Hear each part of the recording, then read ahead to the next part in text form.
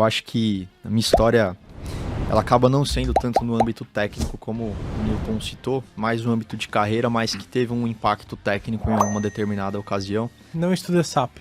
Não. É envolvido no SAP. Inclusive tá frustrado até hoje, né? Porque foi enganado. Dá pra ver. Eu não podia deixar passar essa. Tô muito triste, brincadeira. Basicamente assim, né? Eu sempre tive um propósito muito grande na minha carreira, sempre gostei muito de tecnologia em si. Sempre fui muito fã. O dados apareceu como algo realmente que eu não esperava. Mas eu sempre tive um propósito muito grande de seguir como liderança na minha carreira, né? Só que esse propósito, ele sempre esteve presente quando eu tinha 19 anos. Né? E sempre, assim, tudo que eu embasei na minha carreira foi pensando nesse objetivo, pensando nesse sonho, vamos dizer assim.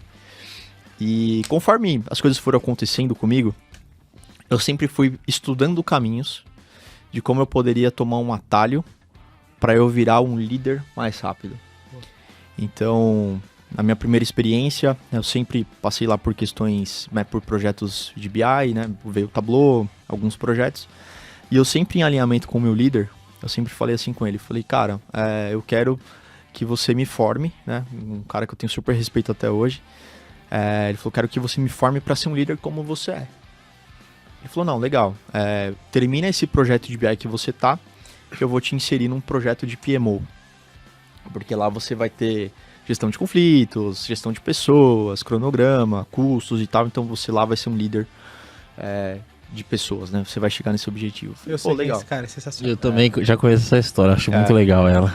E aí eu fui trabalhar como PMO, né, num projeto, por grande influência dessa pessoa, né? Vou até citar o nome dele, Rodrigo Bertocco, sou muito fã, converso com ele até hoje. E ele falou, cara, fica aí, vê o que você acha, né? Tem essa experiência, e aí você vai se desenvolvendo aí. Falei, pô, legal. Nisso eu fiquei cerca de 9 meses. E aí eu fiquei muito... Como eu já tinha muito contato com tecnologias, eu fiquei muito ali na parte de cronogramas. E nessa empresa específica a gente utilizava uma tecnologia que é o Enterprise Project Management. Que aí tinha o Project, né, o Software Project, só que ele não era inserido num contexto individual. Era como se você jogasse vários arquivos de cronograma num servidor e ali eles se relacionavam entre si. Então eu ficava por conta dessa gestão e era aproximadamente 60 cronogramas, era uma coisa assim. E existia um cronograma específico de um determinado time que ele sempre, o esforço era astronômico. Então assim, um esforço que em um cronograma de finanças era... Exemplo, só para dar um contraste numérico aqui, era 100, esse cronograma era tipo 5 milhões. Não. Tinha alguma coisa errada, né? Só que quando você olhava na linha, tudo ok. E aí nisso eu falei, poxa, vou fazer um estudo aqui muito aprofundado, né? Aí como a gente tinha muita comunicação durante o dia, eu separava sempre, né, das 6 ali, sempre aquelas 6 às 8, né, e na época não existia trabalho home office, né, igual hoje, mas era no escritório. Eu sempre ficava e tentava investigar. Como eu também estava aprendendo o project, sempre ficava nessa. E como eu resolvi esse problema?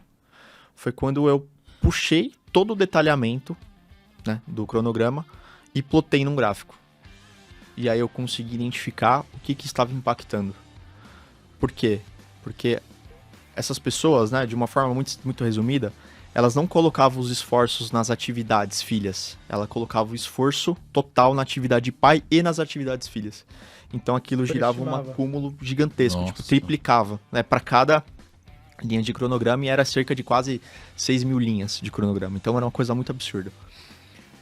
E eu parei para pensar assim, falei, cara, hoje eu não estou satisfeito, né, com a minha profissão, porque está sendo muito repetitivo, eu não estava aprendendo nada tecnicamente, eu estava mais indo para uma linha... enfim, de gestão, negócios, né? De gestão, mas assim, uma gestão que não era muito o que eu queria, porque eu queria ser líder de pessoas, não uma gestão ótima tradicional. Que você teve, que PMO.